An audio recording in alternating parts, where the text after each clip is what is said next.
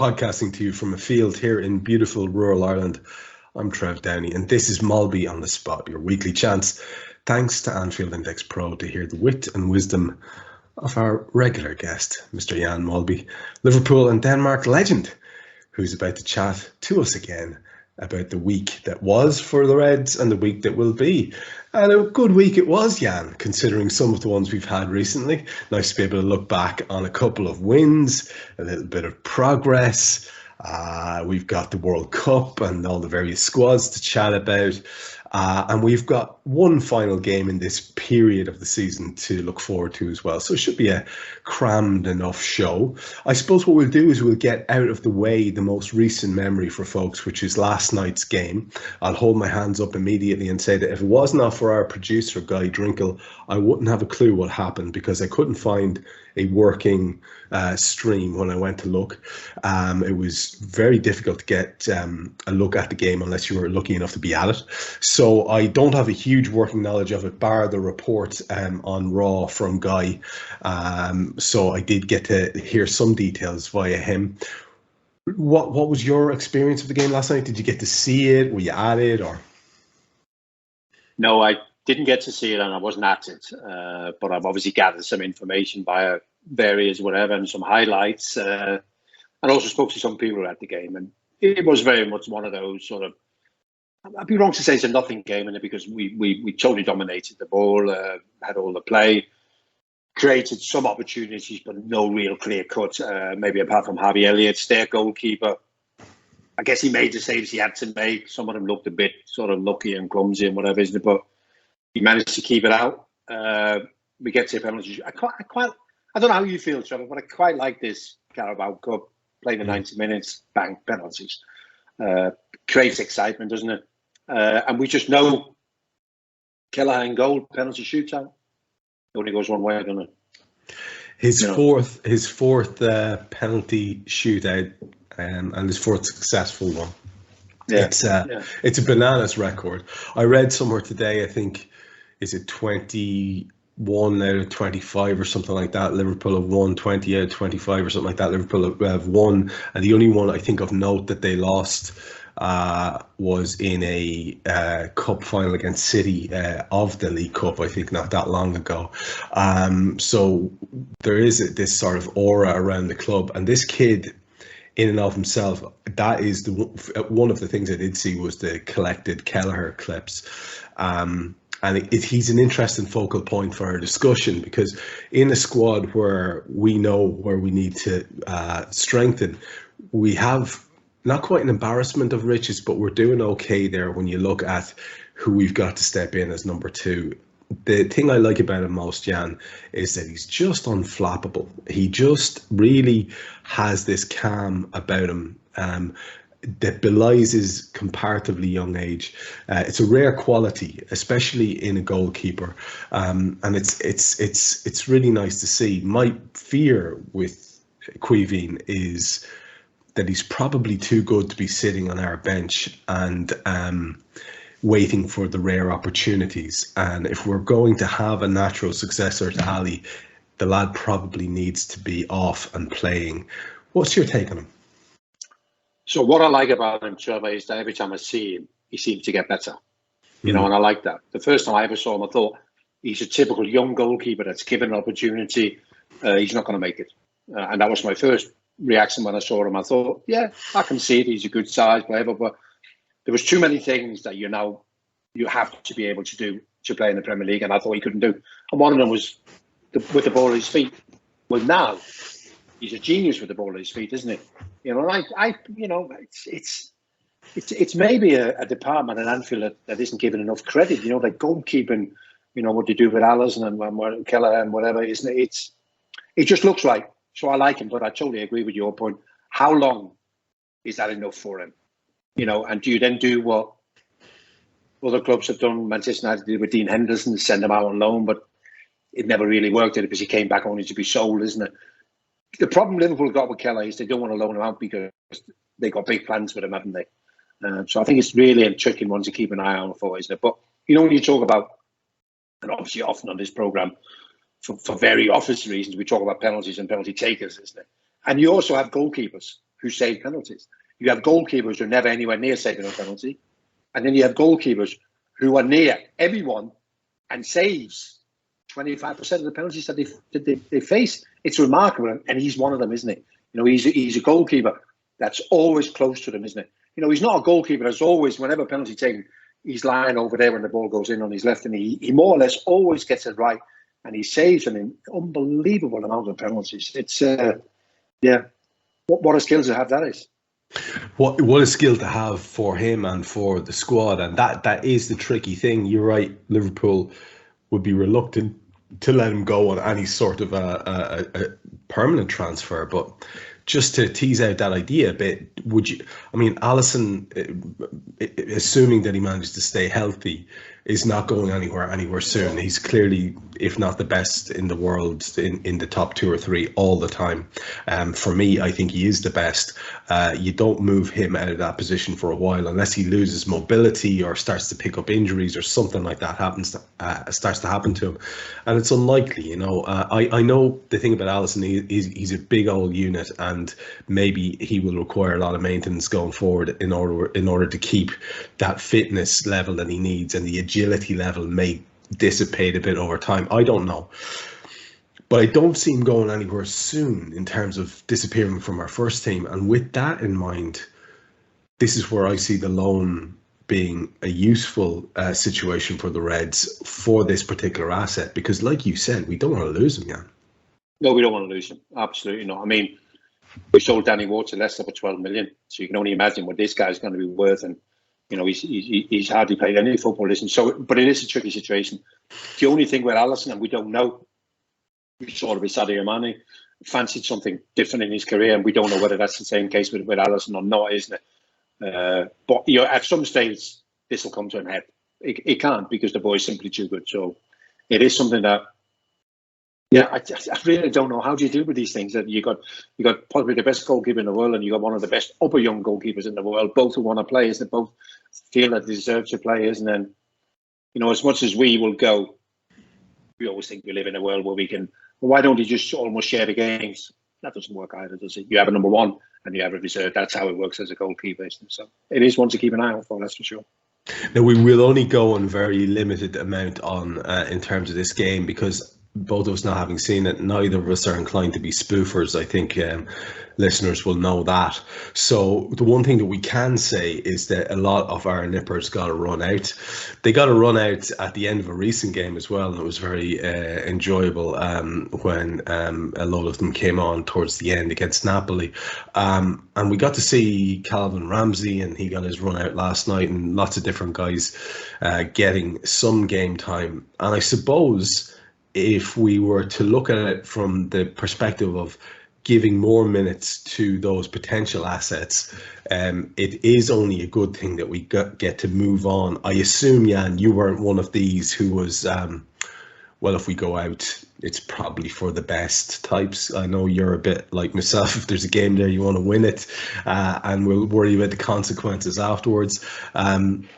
Is that probably the best way for the Reds to look at it? Not so much about defending the trophy, although I think quite a lot of teams have gone out, but more just about a chance for the likes of those kids and the likes of an Oxlade-Chamberlain to get minutes into the legs and hopefully be of use to the first team over the course of the season. The Ox did some good things, didn't he? He was shooting from distance and had a few goals.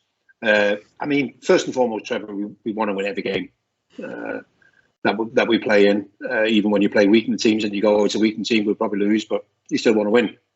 So how I view it is that we're not going to have that many people go in the World Cup, from our squad, because there's a number of countries who hasn't qualified and whatever. And I think we're possibly looking at, off the top of my head, 6, 7, 8 players who go in the World Cup, which means there's going to be an enormous amount of those players going to Dubai in the training camp, where we then had, I believe, 2 friendlies against AC Milan and Lyon. And then the first game before we return to Premier League action would then be the next round of the Carabao Cup. And I think just for that reason alone, it's almost perfect, isn't it? So you get a reset for all the boys who don't go to the World Cup. They'll have I believe they're going out around the 5th of December. So they'll have a couple of weeks out there. It's like a mini pre-season. couple of games, and then the real game before we then kick into the Premier League, which is obviously a brutal start with the 3 games, and then should we win the Carabao Cup game, great, because then you go, I believe then the next is 2-legged semi-final or whatever. And so I do believe it has its benefits. There will equally be other clubs that go, we're not that bothered about the way because of the way that this season is. And if I've said it once, I've said it 100 times, Trevor, this season pisses me off no end, you know what I mean, because of everything to do with it, isn't it? But I can see all the positives in what we've done now. I think it fits in well with how Jurgen wants to prepare us for our return on Boxing Day. So, yeah, well done to the boys. Yeah, 100%. I think that's probably the best way to leave it. Our most recent Premier League outing was a curiosity of a game. One of those ones that Saint and Greavesy used to refer to as a game of 2 halves, and turned into quite the cliche. Now, you talk about being pissed off, Jan. I enjoyed the first half of that game immensely. The second half of the game I found bloody infuriating because we did something that I'll never understand, and I can't understand. It's adding to the frustrations of what is this season, what have this group become, because we just invited the opposition on, and it was almost as if we were trying to chuck it. I'll be honest with you, I was borderline furious by the end of that match, Jan, because it just felt unnecessarily uncomfortable. We have and had on the day more than enough quality players to take the game to them in a way that didn't involve us sitting back. When we went at them in the first half, I think they had maybe 2 decent opportunities, good opportunities in that first half. But the first half belonged to the Reds completely, and we were playing the football that we wanted to play. We get our lead. And then once Kane scores, the only momentum is with them. And I find that really hard to take because it just means that we're not really on top of managing games. The counterpoint to it, Jan, is that they got over the line in the end without conceding that equaliser. So is that where we should lean? Or where did you find yourself veering towards the annoyance end of the scale, or, oh, look, job done, move on? Because it feels a little bit like it's fingers in the air, la, la, la, if you're to say, we got the win, a win is a win. You know what I mean? Well, first, Spurs are as bad as going behind as we are. So that helped us, didn't it? You know, we kind of got that first goal, then we got another one, lead at half time or whatever, isn't it? But there can be no denying it, Trevor. I was travelling back from London, so I listened to the game on the radio and then watched it on the Monday. And when you know the result and you got an idea how the game goes, you kind of view it in a different way, isn't it? Because you know on the edge of the seat and you sort of look at it, isn't it?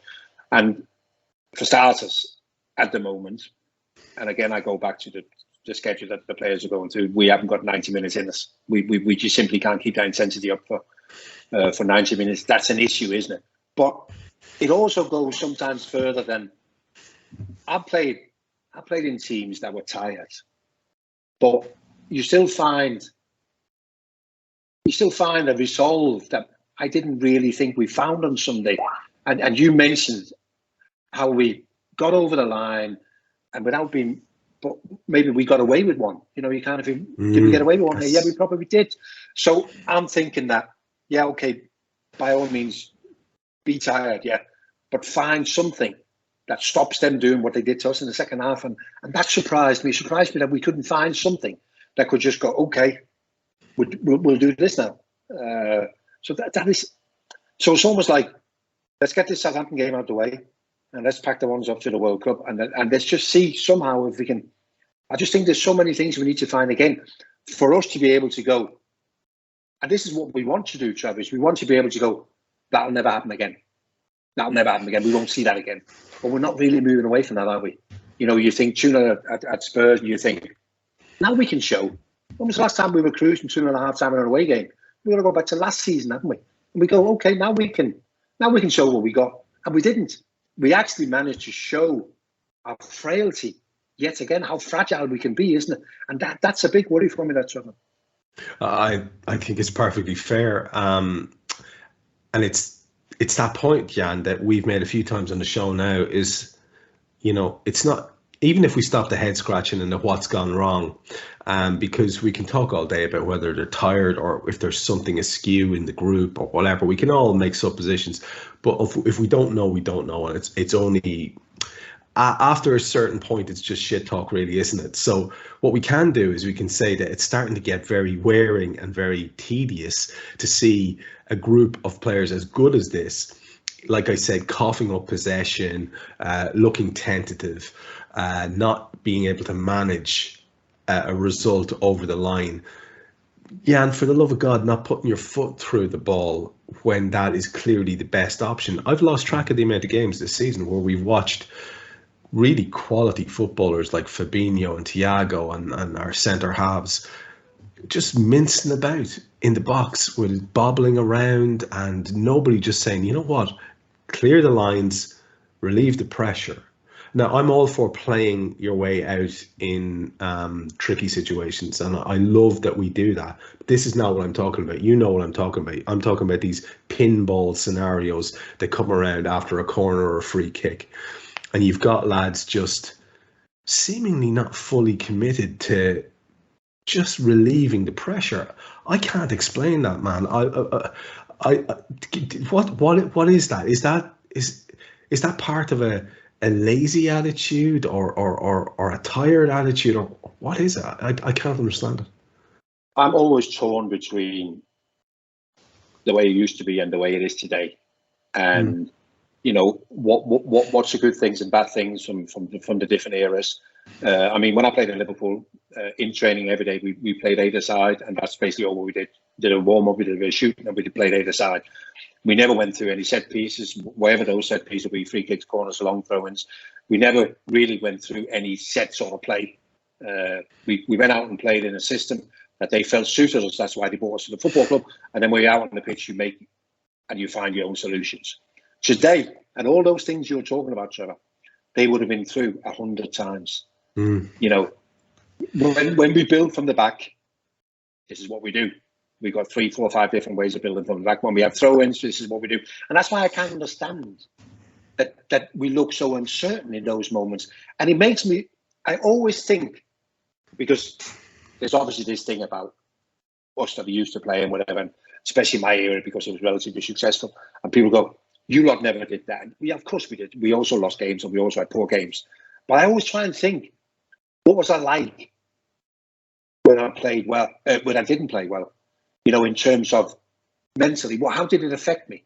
You know, did it make me second guess things? Did it make me nervous of doing things that you normally just do naturally? You know what I mean? And I have to be honest, I don't recall ever sort of being reluctant or nervous to do things because I wasn't playing well. I always felt that there was a certain amount of, and I don't know what you call it, mental strength or whatever, but I always felt that. And I'm by now I'm thinking of some of the people around me as well that, you know, these really great Liverpool players who might not always get the praise that they deserve, but people like Ronnie Wheel and whatever, Steve Nicol, and I never looked at them.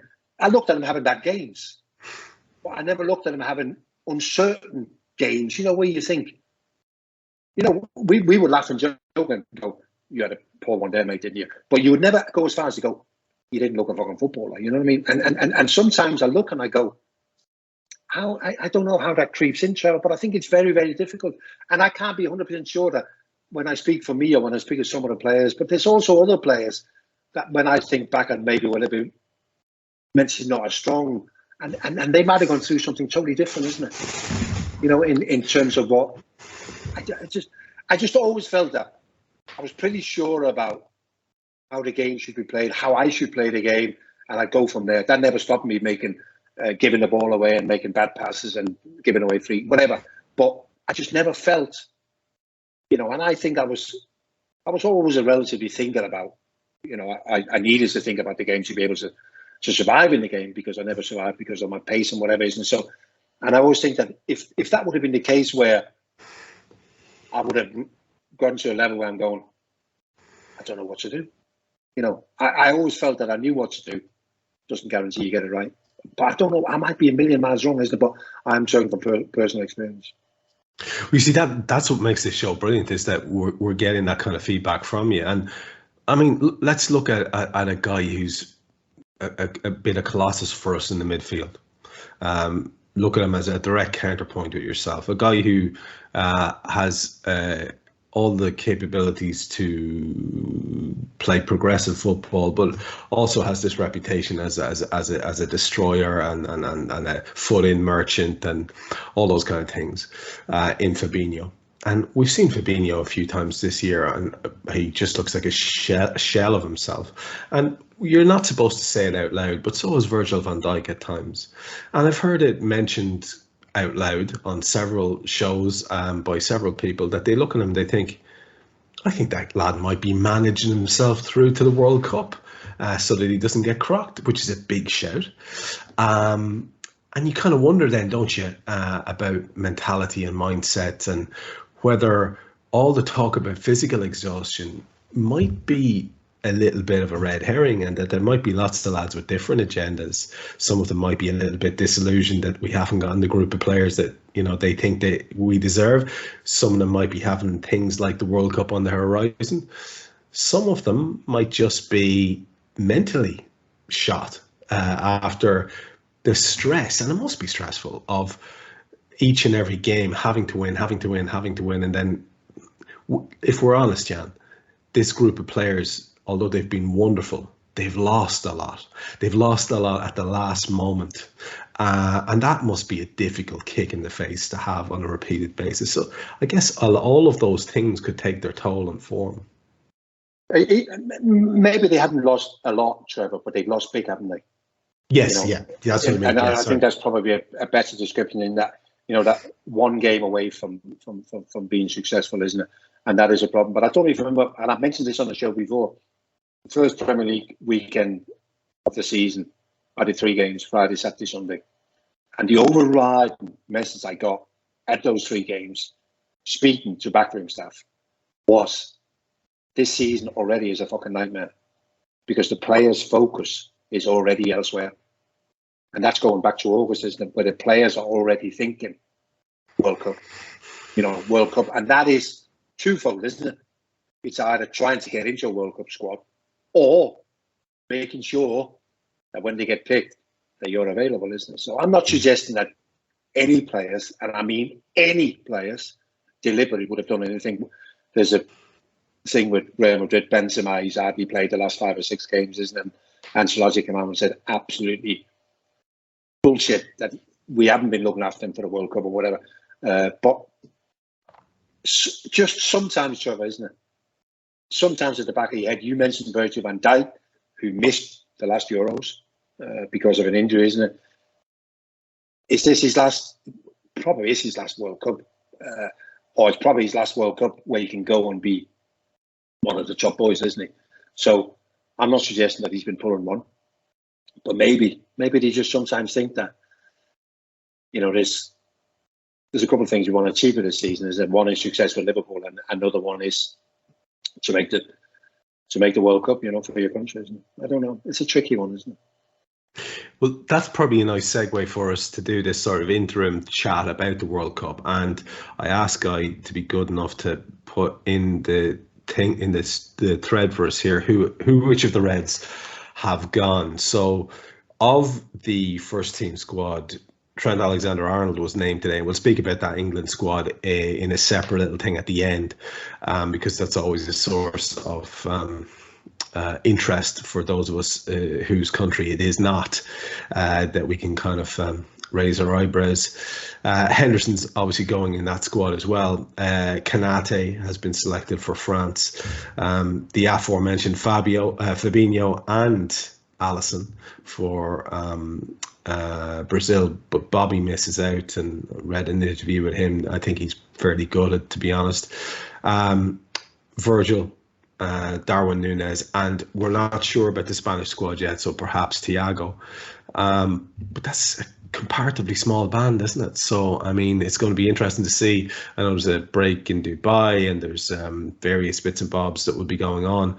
But you'd have to imagine that will stand us in good stead. And if we could get the likes, I believe Luis Diaz is back training, on the training pitch with the lads. If we can get Jota back, those two guys are going to make a massive difference to our campaign as it pans out over the second half of the season. What's your idea of the impact of the World Cup on the squad when you take into account the comparatively small amount of Reds that are actually going? I still think it'll have an impact, Trevor. Because of the way that everything's going to pan out. And of those you mentioned, I mean, some will obviously be key players, and some of them won't get an awful lot of involvement, isn't it? It's a massive disappointment for any player if your country doesn't qualify and if you're not picked for the World Cup squad. So it is a massive disappointment, but I still think it'll have an impact. But I also think it will allow us some time to repair, maybe, and you don't just always repair injured players. You can also have to repair fully fit players. And I do believe that if what I've been told is true, is that they play against Southampton on Saturday the 12th, and then they basically get themselves a couple of weeks, even up to the 5th of December, more or less being off. I mean, that's going to be invaluable, isn't it? Where you can shut your body down in terms of doing almost nothing. So it will have an impact, but it'll also have a benefit.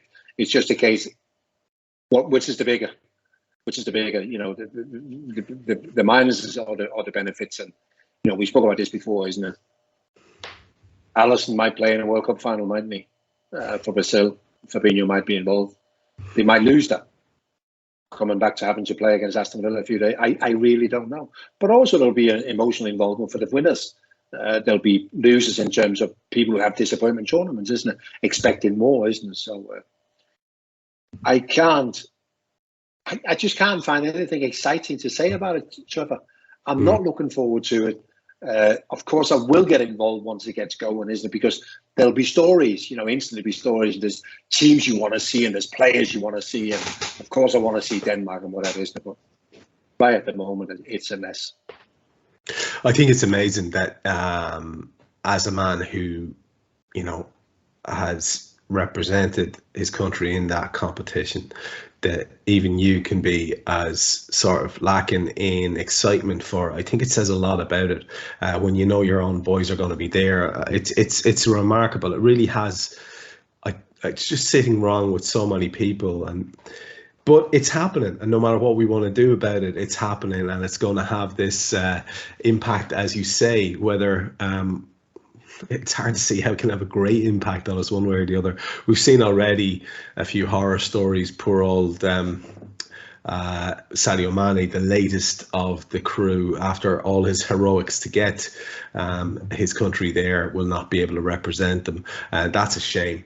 But to look at two of the squads that you mentioned, we'll just start briefly with that Brazilian squad, because I just want to talk to you about who they've got in attack. So they've selected for their forward places United's Antony, and they've also got Rafinha, Richarlison, Rodrigo, Pedro, and young Martinelli from Arsenal. And I'm wondering, as I look at that, and I think of Roberto Firmino, and I think about the style of football that Brazil have always played, and I think about the fact that pace doesn't always necessarily have to be a huge factor in that, and how his game would seem almost entirely suited to our traditional concept of what a Brazilian team would be. And I find that a strange omission, I have to say. Just that one guy, when you put him up against any of those other guys, Antony, Rafinha, Richarlison, Martinelli, Rodrigo, Pedro, I mean, surely he's worthy of a place in there. It seems an odd call to me, but then again, what do I know? What was your take when you saw Bobby had missed out? Surprised. I obviously thought there was a chance just because of the sheer numbers that they have, and they do have so many potentially great players, and some of them you mentioned there, Martinelli and Rodrigo, and you didn't mention Vinicius from Real Madrid as well, and some of them are really young and just starting out their careers, isn't it? So they do have a lot, but I just think that he's been a big part of Brazil over the last 6 or 7 years because of the way he plays, the link-up play. I thought he would have been perfect. On top of that, has he made the best start he's ever made to the Premier League season? Probably in terms of goals and assists. So I am a little bit surprised, and it's it's a little bit unlike Brazil, because Brazil have a tendency to stick with the people who are used to playing for Brazil, because playing for Brazil is such a big deal, isn't it? The pressure that comes with it is enormous, isn't it? And that's why I thought, well, they'll take Bobby, because he knows exactly what it takes, what it means to play for Brazil, isn't it? So he'll be disappointed. Again, from a Liverpool point of view, yeah, I'm disappointed. I think there's other people you could have said, okay, yeah, let him stay back and rest.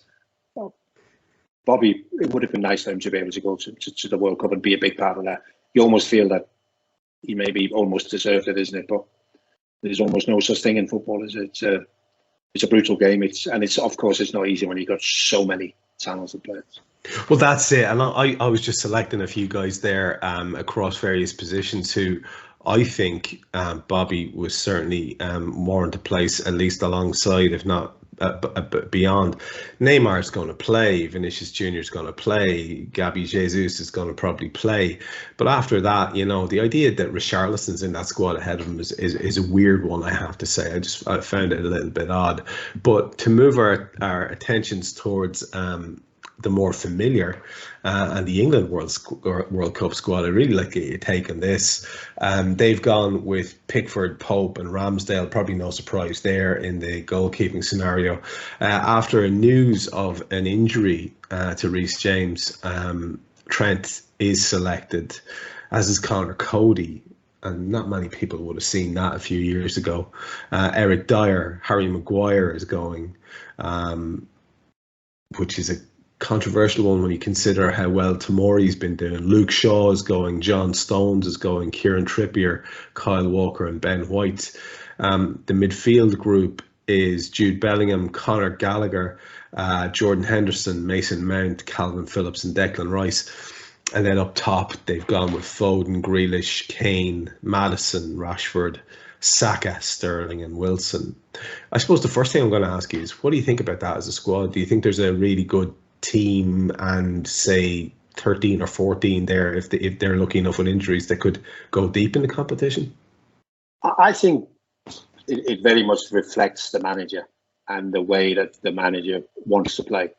We spoke last week about Graham Souness calling Casemiro a steady Eddie, didn't we? And Southgate likes steady Eddies. Conor Cody, Dyer, he knows what Maguire stands for. So he's gone for a lot of those players where he know what he's going to get from them. And also he has surprised, I think, with the likes of Maddison being in the squad. But I think he recognises the need to be able to do something totally different, isn't it? And that's probably why he took Conor Gallagher as well. I like Conor Gallagher. I'm a big fan of Conor Gallagher. He's a bit like when we put Darwin Núñez on, or he plays, something happens, he creates some chaos, isn't it? So I like him. So you can always argue A, B, or C, who should have been in, who shouldn't have been in, isn't it? And of course, a lot of people will go Harry Maguire, the way he's been playing or whatever. But as I said before, Southgate knows exactly what he stands for. He likes him. I think he feels that he's good for the squad as well. And he gets himself a week to get ready for the games. And I wouldn't be surprised if he plays a big part. Well, we will probably find ourselves, like you said, because there will be stories, whether we want to or not, talking about the World Cup as it goes on over the next while, whatever the 4 weeks or so is. It's going to be an unavoidable story. We won't get bogged down in any of the issues around it just yet. I don't know if you saw Jurgen's interview during the week. I found it one of the best he's given. He was being asked about it, and he basically pushed back on the journalist who was looking for him to comment on, human rights abuses and, workers' rights abuses and all those kind of things that we've all heard the stories. Everyone, knew it was likely to happen. Workers working in this intolerable heat and all the rest of it. And Jurgen just pushed back and said, like, what are you trying to do here? You're basically trying to get me to say something. Klopp says blah, blah, blah. But he said, we knew it. You knew it. You should have written about it. You didn't write about it. And here we are. And now we're talking about it when it's too late. And his attitude was very much what you said, reminded me of it. Look, it's on. It's going to happen. I'll probably watch some games. I think that's how most of us feel. But don't start, I liked what he said, don't start coming at me now looking for opinions or looking for quotes about things being right or wrong when the people who are in the position to do something about it, namely the media, journalists, said very little, didn't they, Jan, at the time? I mean, there was occasional dissenting voices, but there wasn't enough of a pushback, I don't think. We had one chance, and that was 12 years ago. That's when everybody should have been up in arms and gone, this ain't going to happen. We're going to do everything in our power to make sure it doesn't happen. And now we're here. We can't avoid it. It's going to happen. It doesn't make anyone feel great. But we cannot blame any of the players or any of the managers because you're representing your country in a World Cup. It is not their decision where it's being played. But this is what the media like now, isn't to be able to shuffle on to some big names in sport to take that responsibility. What do you think of it all? You know, and of course we all know what they should say, isn't it? But it is not. They will do as much as they can. Football associations and managers and players, isn't it? But I keep coming back to 12 years ago. We should have just gone no, and it wouldn't have took long for FIFA to change their minds. I'm absolutely sure. But it was one of those, isn't it? When it comes around in 12 years, things might have improved, or we might have forgotten about certain things, and well, it's escalated, hasn't it? And the story is bigger than it's ever been, isn't it? But now it's too bloody late. And it's also too bloody late for us to do anything about the Champions League draw, Jan, which happened since you and I spoke last. And it was what we would call around here a right kick in the stones when it was drawn. I don't think too many people were jumping up and down with excitement. There was the occasional headbanger who was delighted and talking about revenge, and I get that, I do, but it's just I don't want to hear it. It's the worst possible draw. Let's be honest. We could have gotten Bayern, Real, Porto, Benfica. We got the worst possible one, and the added crapness that they have been quite the bogey team for us. So. It is just an awful kick, isn't it, when we were looking to the Champions League for some salvation this season? Or is that the wrong way to look at it? Maybe we should think about how we can reboot and go at them, and maybe they are get at it below over two legs. What's your feeling on the whole Champions League draw? And we will eventually. We will start to get ready for the Real Madrid game, and we will convince ourselves that we've got a chance or that we'll beat them. But right now, a couple of days after the draw, you do feel a little bit, Jesus Christ, you know what I mean? This just makes it even more difficult, doesn't it? Did you see that stat, Trev? I'm sure you saw it about Klopp and his Champions League record at Liverpool. He's only ever exited the Champions League or lost against clubs from Madrid. Yeah. And the only time we won it, we didn't play any teams from Madrid, but we played in Madrid. Yeah. So it's not a good omen, but that means fuck all. So well, that's the thing. It's there's always those things knocking about. And look, I do get behind now that the draw's made. It's one of those. Well, we have to beat them at some point, so let's get on with it. It's going to be interesting. Maybe you and I might talk next week or some of the weeks during the World Cup about some of the other games and look at that draw and talk about those games in a different way. But it just doesn't seem particularly relevant now because there is a bigger story even again. And it happened on the same frickin' day, Jan, as the Champions League draw. And just when we thought we couldn't get our heads around that news and we were trying to juggle this massive breaking Reds news flash, we got a bigger one. Now, I say that, but the news has been taken in a couple of different ways. There's been a couple of different expressions since about what was intended. When you heard the David Ornstein article being thrown around at you on Friday and you were listening and you saw the statement, I'm sure like me, you thought, well, that doesn't add up. Liverpool for sale. Then you read the statement. That doesn't say that at all. Then he goes on, there's more talk about it. And then with the latest we've heard is that, you know, I think Jurgen talking about, well, they're looking to sell a stake. And again, how much the manager is involved in this whole process or would be telling the truth about this whole process to the media is another thing. We've done several shows here on the channel about it, Jan, and some fans don't want to hear about it because there's nothing solid or concrete. And then there's a whole new range of debate about who would be fit and proper owners for our club, who would fit our culture and all the rest of it. There's a lot to talk about. Just give me some of your initial feelings when you heard that the club might be up for grabs. So, officially, most sports franchises, elite sport franchises, are not officially up for sale, are they? But they're, of course, always for sale in case somebody comes and wants to pay ridiculous money. So I was surprised that they made it as public as they did. But then I'm looking, I'm thinking, Goldman Sachs, Morgan Stanley, you don't just go and get them involved unless there's something happening. Is there something brewing already? Have they got somebody already?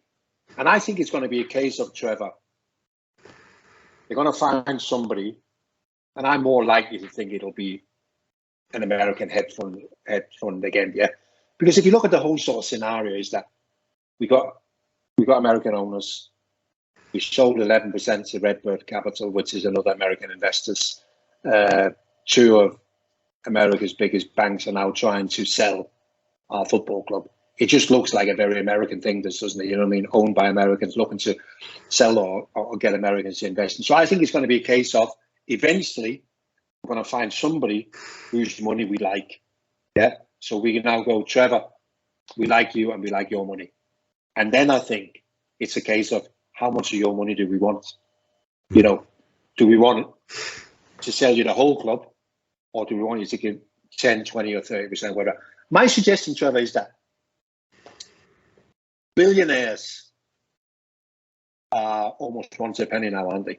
We're still making billionaires, aren't we? There'll be probably another 10 new billionaires in the next year, whatever year. But we don't make any elite sports clubs anymore, do we? So my suggestion to FSG would be that you own already one of the most revered, one of the biggest sports clubs in the world, isn't it? So if I was them, and I think they might think like this as well, is that they want to keep some of it. You know, I'm not sure that it would be in their interest to let go of it all. So I do think that deep down, I think they're looking to sell a stake.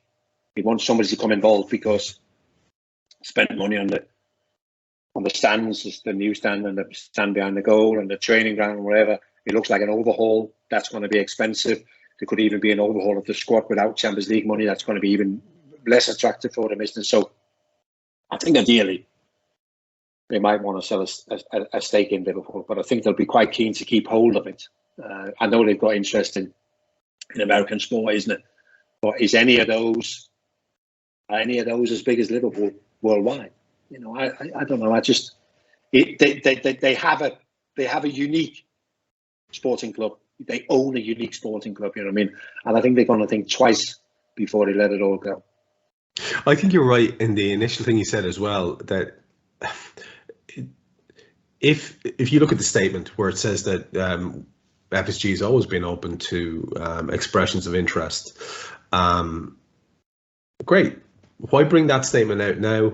Why are there the concrete links to the two huge financial institutions you mentioned? Why place it with a trusted journalist? What's the point of that?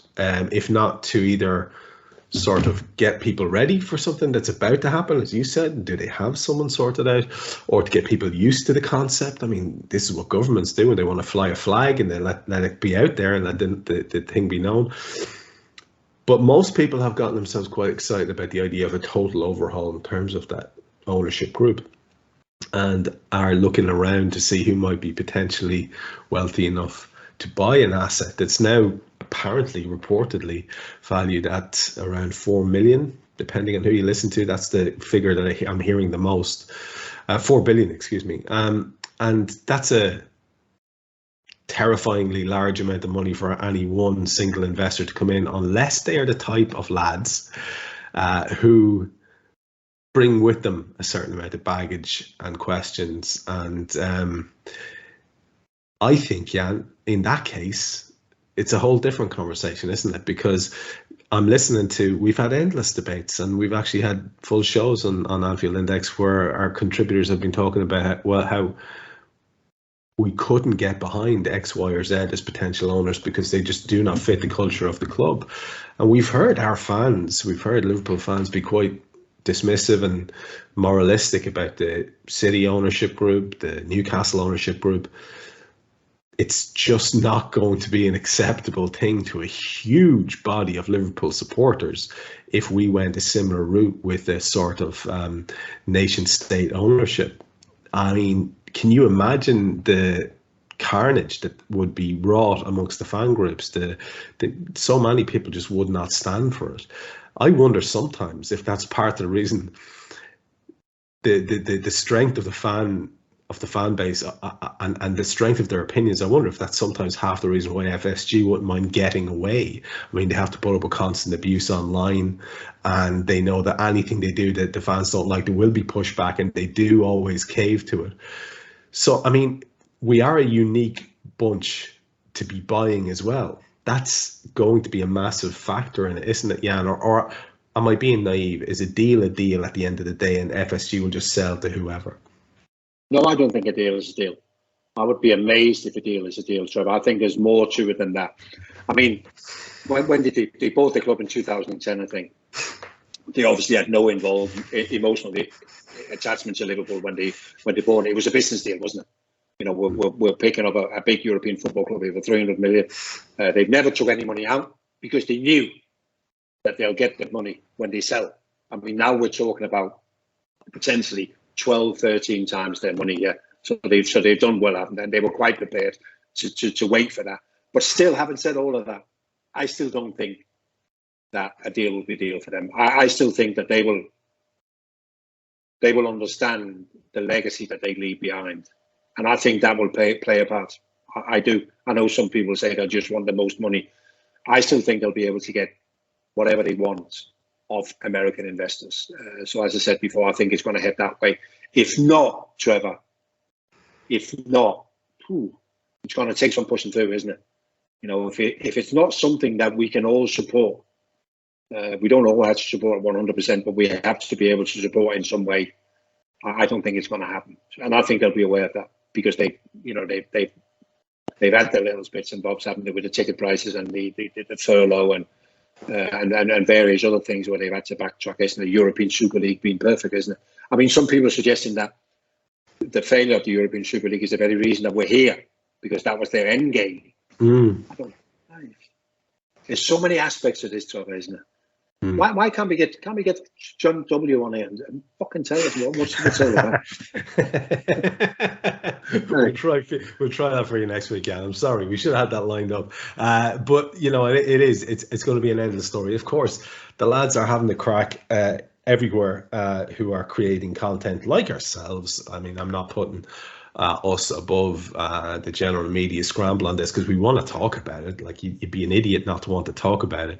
But you know, there's a lot. All the usual suspects are coming out and they're dropping facts and truth bombs, and they're definitely 100% sure Dubai International Capital. It's going to be China. It's going to be Bahrain. It, like you said, this is going to be a big story, and I think most of us, well, certainly I would like it to be over sooner rather than later. I don't fancy this going on for 2, 6, 8 months or a year. So hopefully we'll have some sort of clarity and we can all start getting our heads around what it's going to be. In the short term, we have one game left before this long extended break away from the Reds playing the old football. It's against Southampton, who have parted company with Ralph Hasenhüttl after, you know, an unusual, I don't know whether you call it a bad spell overall, but there were times when it looked like it was going really well for him, and then times when they've been on the end of some ferocious tonkings. So I guess it was probably going to come to an end, and it has. And they've appointed a new manager. And I'd be perfectly honest with all our listeners, it was news to me because I'm not the best guy in the world at keeping up with stuff on a day-to-day basis, because I find it kind of bogs me down a bit. So I like to do my research just before shows. And I discovered that today, that Nathan Jones is the Southampton manager. And actually, I don't think I'm that far out of the loop, because most of these confirmation headlines are somewhere between about 10 and 24 hours ago. Nathan Jones, apparently former Luton boss, and that would be the height of my knowledge about him. Can you put us in the know there in any way, shape or form, my friend? No, Trev, I think that's all we can give to our listeners. He stitched me up here, folks. He stitched me right up live on air. Go on, man. It's quite remarkable as it happens, Trevor. I cycle 2 or 3 times a week, and the guy I cycle with, his son-in-law, a guy called Chris Cohen, who used to play for Nottingham Forest, is the assistant manager to Nathan Jones, was at Luton, and has also gone with him to Southampton. So I do have a fair bit of knowledge of how they've been getting on and how they do things. So Nathan is a relatively young manager. I think he's in mid-40s. He falls a bit into the category of Pep Guardiola, Mikel Arteta. He's obsessed 24 hours a day. He's on the back of the players all the time, never happy. But he has this thing which Southampton, I guess, is about. He overachieves. You know, he's been overachieving with Luton in 2 spells. He was at Luton, got a job at Stoke, failed at Stoke, came back to Luton, have done really well again. Had them in the playoffs last year to go into the Premier League. So he overachieves. And this is a small world, Trevor, because a Dane who was on the board of Brentford left the board of Brentford to be part of a consortium who bought Southampton, a guy called Rasmus Ankersen. And I know how he does things, you know, in terms of finding managers. This is not something they've done ever since they decided to sack Ralph Hasenhüttl. They've been on the outlook for the next manager for a while, and they look for managers who overachieve. And I think they've had a good look at Nathan for a long, long time, and they like what they see. It's going to be interesting. They failed to support Hasenhüttl generally over the last few years, but last summer they opened up and they bought on the last £70 million worth of young players. And I think that was the problem. It was young players. And they failed to put the one thing right they needed to put right. They hadn't got any goals in the team. And without goals, there's only one place you go, isn't it? So I think it's interesting. If I'm a Southampton fan, I can get excited. But I can also look and go, there's this lack of ambition. I don't think it's a lack of ambition, because they do have ambitions. That's for sure, isn't it? But he doesn't have any Premier League experience. He doesn't have anything on his CV to impress people. So, you know, luckily for him, luckily for him, he has that one game now, doesn't he, against Liverpool, and then he has 6 weeks of being able to get to work with the players. So interesting.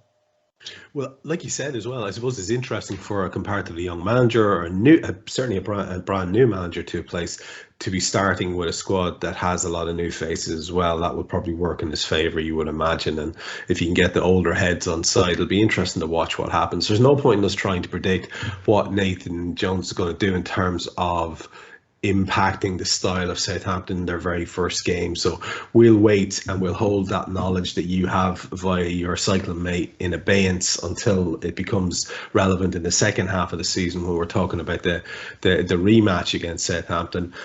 Just if Nathan is an overachiever, we'd have to say that in recent times that has not been the case, alas, for Southampton, who certainly haven't been overachieving. And their last set of results, they did, I think, manage to go through in the EFL Cup last night in penalties, I reckon. But they got a battering against Newcastle at Southampton 4-1 on Sunday. Before that, Crystal Palace had beaten them on the previous Saturday. The game before that was a 1-1 draw with Arsenal, which most people were surprised at. They did have a win at Bournemouth, a 1-1 draw with Southampton, a bad beating to City 4-0. Everton beat them 2-1. Villa beat them 1-0. It's been a bad run. Draws are the best that they can manage there, it would seem, with a solitary win in that time over Bournemouth. if we look at the table, Jan, just for the sake of doing that exercise, it's not pretty reading for Liverpool either, if we're being perfectly honest. But they're there right bang in the danger zone with a meagre 12 points. Although I will remind everybody that Liverpool's massive total is 19 points. So let's not get too crazy about the respective differences there just yet. And just to talk about the Southampton team a little bit in terms of who might be showing up against us. Of course, again, the new manager thing will have a bearing on that. But if we take their team in the most recent defeat against Newcastle and look at the lineup there, they went with Gavin Bazunu, who's actually ahead of our man Caoimhín Kelleher for Ireland in what some people see as a controversial decision. They had Kochap and Salisu at centre half. Bella Kochap and Salisu, Perro and Larry were their fullbacks. Ward Prowse and Maitland Niles, people will be very familiar with those two. And then they had Armstrong, Elianusi, Che Adams behind Walcott. That's how they went. And their substitutes bench, Jan, I mean, Caleta Carr's on there. A lot of people were talking about him for a long time. Aribo, Armstrong came on as well. Edozie, Diallo, and Sekou Mara. A lot of names there that a lot of people won't be that familiar with. Most of the first team they will have heard of before. It's an interesting one for us because I would say, Jan, just to tee it up, it's not a game that we can afford to get anything but 3 points in. We have to take advantage of this. The other teams around them in the table, we've done so badly against teams at the bottom of the division. Forest did a number on us, and we can't allow that to become a pattern. So for me, it's a must win, and we're going to have to go big and go strong here against this team. And do you think they have a rally in them? I mean, looking at those recent results, that wouldn't suggest that they have a whole lot about them, but maybe new manager bounce. What's your feeling on this particular clash at the weekend? Well, I think there will be a new manager bounce, and also because of the way that Nathan is. You know, he's very aggressive in the way that he motivates his team, and he wants them to be aggressive on the pitch. Although they'll probably play a 4-5-1 formation with everybody behind the ball. I mean, you mentioned the players there. They're a bit unlucky with Livramento, a young fullback from Chelsea, very good. Walker Peters injured. Lavia, a young midfield player to go for Manchester City, and Bella Kochap, which you'll like, Trevor. He's a German centre half. He's only just returned off injury. He looks a real good player. But the problem is they've got no goals in them. Che Adams doesn't score enough, and Adam Armstrong is not a Premier League striker. You might get away with playing Adam Armstrong on the wing because he's technically good, skillful, whatever. But so it should be straightforward. As much as they are going to come with their new manager bounce, we should have more than enough to beat them. Well, we're coming right up to the time, and you know me, I don't like it to go over long. I don't like to keep you any longer than we have to. So I'll go straight to what you think your predictions for the score would be. Well, I think what we learned, Trevor, and it's not just from Liverpool, but from mainly the top teams, the teams who play in Europe, isn't it? There isn't a lot of goals in their games over the last few weeks because of tiredness, isn't it? So I don't think we're at the situation where I'm going to go 4 or 5-0. You know, I think it'll be a steady 2-0, 3 points, close up for the World Cup, and we'll see you again on Boxing Day. Let's hope that is very much the case. I look forward to talking to you about it next week, one way or the other. Look, we had Champions League draw, we had ownership controversy, we had games played, we have games to look forward to. Took you around the houses as usual. So yet again, thanks very much, Jan. Yeah, no, absolutely wonderful, Trevor. We're almost there. We are almost there. So do join myself and the big man for the next show. We'll be looking back on what happens in that Southampton game and trying to get our heads around what's going to happen during the World Cup. We might even do a little bit of an indulgent chat about the Danes. Why not? Why not? That might be a bit of crack, and we can see what Jan makes of his countryman's chances. But until then, that was Jan Molby. I'm Trev Downey. This is Molby on the Spot for Anfield Index Pro. We'll be back next week.